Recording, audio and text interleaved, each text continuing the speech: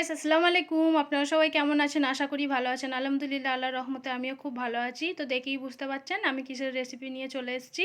তো চলে এসেছি শীতের স্পেশাল বাঁধাকপি দিয়ে। তো আমি বানাবো আজকে মাছের মুড়ো দিয়ে অনুষ্ঠান বাড়ির মতো একটা তরকারি। তো তার জন্য দেখুন আমি এখানে বাঁধাকপি কেটে নিয়েছি। কেটে ভালোভাবে ধুয়ে আমি একটা জালতিতে ছেঁকে রেখেছি। তো অনুষ্ঠান বাড়ির তরকারি কার না খেতে ভালো লাগে বলুন, খুবই সুন্দর লাগে। তো তার জন্য আমি আজকে ওরকমই একটা রেসিপি বানাচ্ছি, খুবই সহজ এবং সিম্পলভাবে আমি শেয়ার করছি। তো দেখুন আমি এখানে নিয়ে নিয়েছি বড় সাইজের দুটো টমেটো, নিয়ে নিয়েছি একটু পেঁয়াজ কুচি, আর একটু ডুমো ডুমো করে কেটে নিয়েছি আলু। তো আমি এগুলো সব আগে থেকেই ধুয়ে ভালোভাবে পানিতে তারপরে রেখে দিয়েছি। তো আমি মাছটা আগে মশলা মাখিয়ে নেবো, লবণ হলুদ আর একটু লঙ্কা গুঁড়ো দিয়ে আমি ভালোভাবে মশলা মাখিয়ে নিচ্ছি।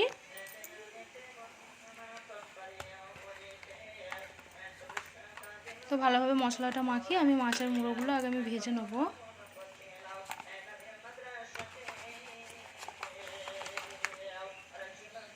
তো এটা আমি নিয়ে নিয়েছি বড় রুই মাছ। রুই মাছের টেস্টটা খুবই ভালো লাগে।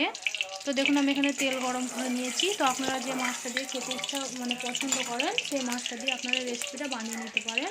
রেসিপিটা কিন্তু খুবই সুন্দর লাগে, আর কোনো কিছুই দরকার পড়বে না যদি এরকমভাবে বাঁধাকপির রেসিপি বানানো যায়। তো দেখুন তেলটা ভালোভাবে গরম করে নিয়ে আমি মাছগুলো একদম কড়া কড়া করে ভেজে নিয়েছি মুচমুচে করে। তো মাছের মুড়োগুলো আমি এবার তুলে নেবো।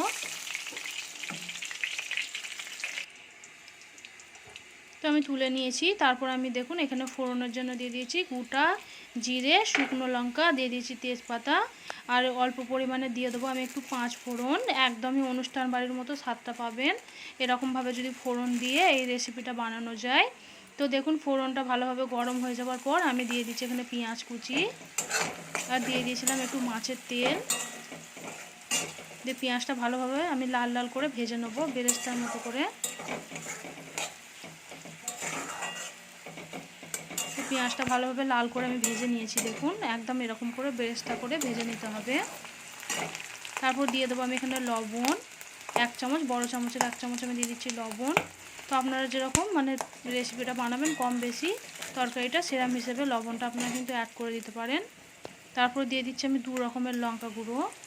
তেলেতে লঙ্কা গুঁড়োটা দিলে কালারটা কিন্তু মাশাআল্লাহ খুবই সুন্দর আসে, দেখতেও কিন্তু খুবই ভালো লাগে। তো লঙ্কা গুঁড়োটা দিয়ে আমি অল্প করে একটুখানি দিয়ে দিয়েছি, অ্যাড করেছি পানি যাতে মশলাটা না ধরে যায়। তো কালারটা দেখুন মাশাআল্লাহ খুবই সুন্দর হয়েছে। আমি কিন্তু এখনও বাকি মশলা ইউজ করিনি। তারপর দিয়ে দিচ্ছি 1 চামচ মতো আদা বাটা, আদা রসুন বাটা মিক্স আছে, বড় চামচের 1 চামচ মতো দিয়ে এবারে ভালোভাবে আদা রসুনটাকে কষিয়ে নিতে হবে। তারপর দিয়ে দেবো কেটে রাখা ডুমো ডুমো করে আলুগুলো দিয়ে একটু ভালোভাবে নাড়াচাড়া করে নিচ্ছি আমি।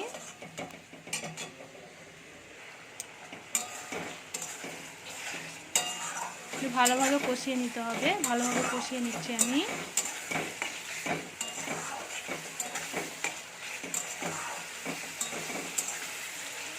তো ভালোভাবে কষিয়ে নেওয়ার পর আমি এখানে দিয়ে দিচ্ছি মশলা। তো দেখুন মশলা থেকে অনেকটাই কিন্তু তেল ছেড়ে দিয়েছে। তো এবার আমি বাকি মশলাগুলো অ্যাড করব। 1 চামচ দিয়ে দিয়েছি আমি জিরে গুঁড়ো, 1 চামচ দিয়ে দিচ্ছি হলুদ গুঁড়ো, আর 1 চামচ দিয়ে দেবো 1 চামচের একটু কম দিচ্ছি ধনিয়া গুঁড়ো। দিয়ে ভালোভাবে মশলাটা কষিয়ে নিচ্ছি আমি। তো মশলাটা ভালোভাবে কষিয়ে নেওয়ার পর আমি এখানে দিয়ে দেবো কেটে রাখা বাঁধাকপি। যতক্ষণ না তেল ছেড়ে আসছে ততক্ষণ কিন্তু এই মশলাগুলো দিয়ে এইভাবেই কষিয়ে নিতে হবে। তো দেখুন মশলা এর থেকে মশলা থেকে তেল ছেড়ে দিয়েছে। তো এবার আমি দিয়ে দেবো কেটে রাখা বাঁধাকপিগুলো। তো বাঁধাকপিটা আপনারা চাইলে কিন্তু ভাপ দিয়েও করতে পারেন। তো আমি এটা লবণ দিয়ে একটু ভিজিয়ে রেখেছিলাম পানিতে, তারপরে আমি ছেঁকে নিয়েছি। তো এবার ভালোভাবে আমি কষিয়ে নিচ্ছি।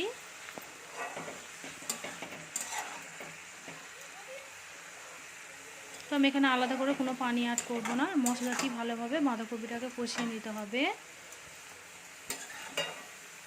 তারপর দিয়ে দিচ্ছি আমি বড় সাইজের এখানে 2টো টমেটো আমি পিস করে রেখে দিয়েছিলাম। তো সেটা দিয়ে এবার আমি ভালোভাবে নাড়াচাড়া করে নেব।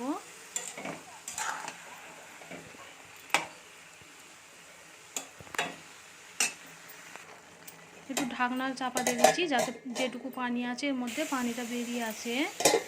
তো দেখুন আমি এই পানিতেই কিন্তু পুরো কপিটা আমি কষিয়ে নেব, আমি এখানে আলাদা করে কোনো পানি অ্যাড করব না। এইভাবে যদি সবজি রান্না করা যায় সবজির কিন্তু টেস্টটা দ্বিগুণ বেড়ে যায়। তারপরে আমি দিয়ে দিচ্ছি এখানে গরম মশলা গুঁড়ো, 1 চামচ মতো দিয়ে দিচ্ছি গরম মশলা, দিয়ে আর একটু ভালোভাবে কষিয়ে নেব আমি।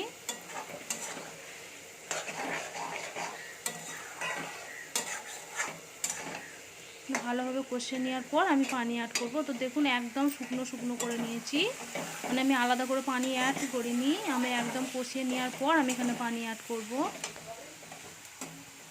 এরম করলে সবজি রান্না এরমভাবে যদি বানানো যায় খুবই সুন্দর লাগবে, মাছ মাংসটাও কিন্তু হার মানিয়ে দেবে সামান্য এই কপির তরকারি। তারপরে পানিটা ভালোভাবে ফুটে যাওয়ার পর এবার আমি এখানে অ্যাড করব ভেজে রাখা মাথাগুলো। মাছ ছাড়াও কিন্তু এরকমভাবে আপনারা যদি বাঁধাকপির রেসিপিটা বানান গরম গরম ভাতের সাথে বা রুটির সাথে কিন্তু একদমই জমে যাবে, খুবই সুন্দর লাগবে খেতে। যাদের হাতে একদমই টাইম থাকে না তারা কিন্তু এই রেসিপিটা একবার ট্রাই করে দেখতে পারেন, খুবই সুন্দর লাগবে, একদম অনুষ্ঠান বাড়ির ছেঁচড়া তরকারির মতো লাগবে। তো আমি ওপর থেকে দিয়ে দিচ্ছি একটু স্বাদ মতো চিনি। তো যারা খেতে পছন্দ না করেন না তারা নাও দিতে পারেন, কিন্তু দিলে একটু বেশি ভালো লাগবে। তারপর দিয়ে দিচ্ছি ধনিয়া পাতা কুচি। তো ভালোভাবে দিয়ে এবার আমি ঢাকনা বন্ধ করে আমি ফুটিয়ে নেব। তো আপনারা যেরকম ঝোল রাখতে চান সেরকম একটু কম বেশি করে নিতে পারেন, যদি ঝোল রাখতে চান তো এই অবস্থায় নামিয়ে দেবেন।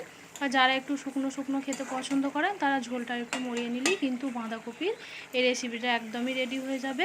তো আপনাদের কেমন লেগেছে অবশ্যই কিন্তু কমেন্ট করবেন, শেয়ার করবেন, আর আমার চ্যানেলে যদি নতুন হয়ে থাকেন চ্যানেলটাকে একবার হলেও সাবস্ক্রাইব করবেন।